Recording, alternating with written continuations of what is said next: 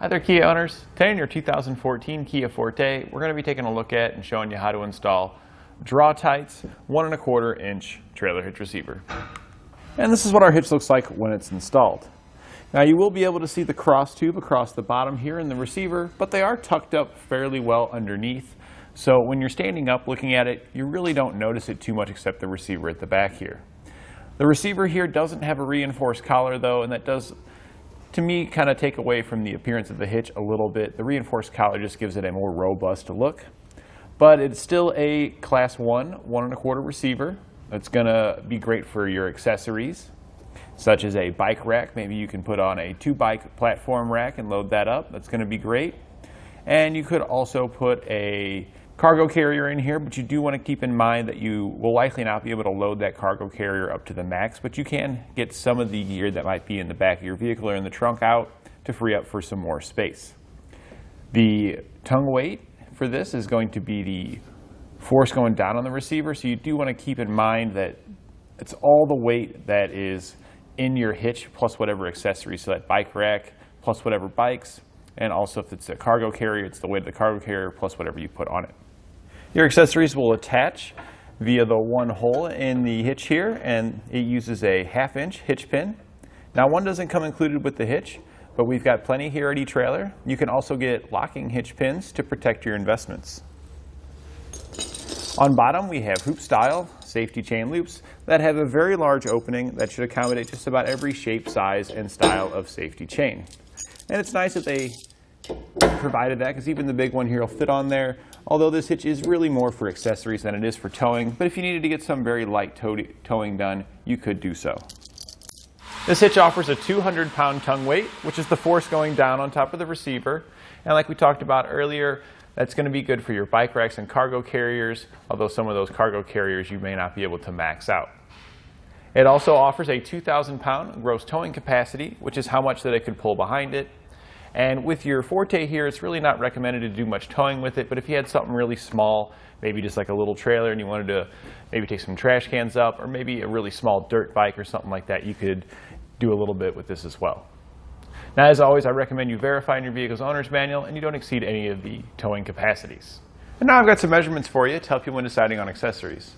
From the center of the hitch pin hole to the edge of the rear bumper, it measures about 6.5 inches. This is important when determining if your accessories will contact the bumper when inserted, and if they can be placed in the upright storage position without contacting the bumper. And from the ground to the top inside edge of the receiver tube, it measures about 11 inches. This is important when determining if you need a drop, a rise, or a raised shank on your accessories, and since this one is so low, I do recommend a raised shank on your accessories. But all in all, this is going to be an easy way to free up some space in your car by adding accessories here in the back for your bikes or some gear. And it's really not that bad to put on. There's just a couple of bolts on each side. There's some weld nuts there. I'd recommend having some penetrating oil available so you can clean those out. And if you follow along with me, we'll go through it step by step so you can have the confidence to do it at home. We'll begin our installation at the rear of the vehicle underneath by lowering down our exhaust. There's already a cross beam there that'll catch it, so we don't need to put any strap or anything in place. But the rubber isolators that we'll need to remove, you'll have one here at the back, and there's one kind of in the center just at the front side of your muffler. We're going to spray these with a silicone lubricant, and this is going to make it easier to remove the hangers.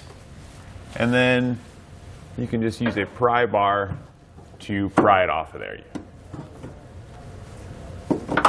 And sometimes you got to just find the right angle to pry it off there. Once you get the right angle, it pops off of there. And we're going to do the same thing for the one at the rear. And we want to make sure that this one stays on the vehicle. So we're going to kind of wedge our pry bar up underneath of it there like that. And then we can pry it out. And I like to support the muffler just a little bit so we can gently kind of drop it down.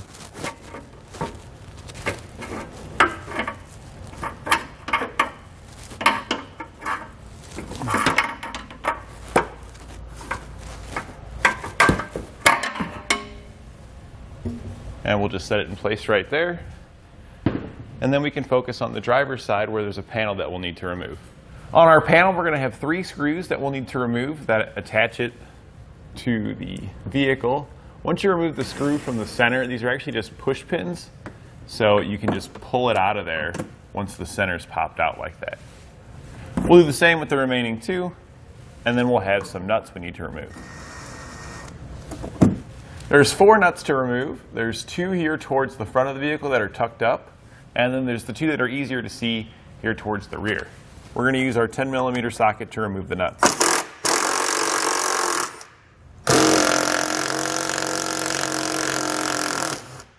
We can then lower down the panel and set it aside. With our cover removed, you can see the holes that we're going to attach our hitch to. We've gone ahead and sprayed them with some penetrating oil, and then I'm using a bristled brush to clean out the holes. That'll make it easier to install the hardware. If you need a bristled brush, you can get one here at eTrailer. You might also notice that there's a bunch of silicone here on the side. Some of that stuff can interfere with raising the hitch up, just giving you a hard time. So you can take your razor knife also and just kind of clean up some of that stuff. It'll just make your life a little easier raising the hitch up because it won't be getting in your way. Then we'll do the same thing over on the other side. We'll be raising our hitch up in a moment, but it's easier if you have all your hardware prepared. Take each bolt and place a conical tooth washer on it with the teeth facing away from the head of the bolt like that. Then you can go ahead and set 2 by each side. Now with the next set of hands, we're going to lift our hitch over our exhaust, and then we can raise it up into position. You have to go around the hanger a little bit as well, kind of like this, so that way our hardware will line up into the holes in the frame. With the weld nuts in the frame, and then using the hardware we prepared, we'll just loosely thread it in there. Once you've got one on each side, the hitch will hold itself up, making it easier to install the rest of your hardware. Once you've got all the hardware loosely started, you can tighten it down with a 17mm socket. We can then go back and torque our hardware to the specifications found in our instructions.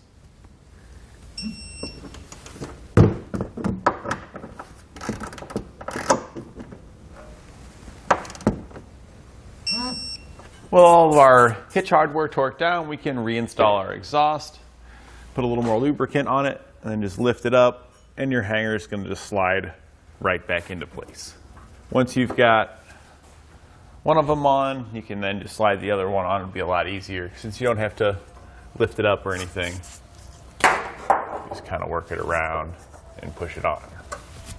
Now at this point, you have the option to trim your panel and reinstall it, or you could just leave it removed. Our customer decided that they don't want their panel to be trimmed, so we're just going to leave it off and put it in the trunk of the vehicle. And that completes our installation of Draw-Tite's 1¼ inch trailer hitch receiver on our 2014 Kia Forte.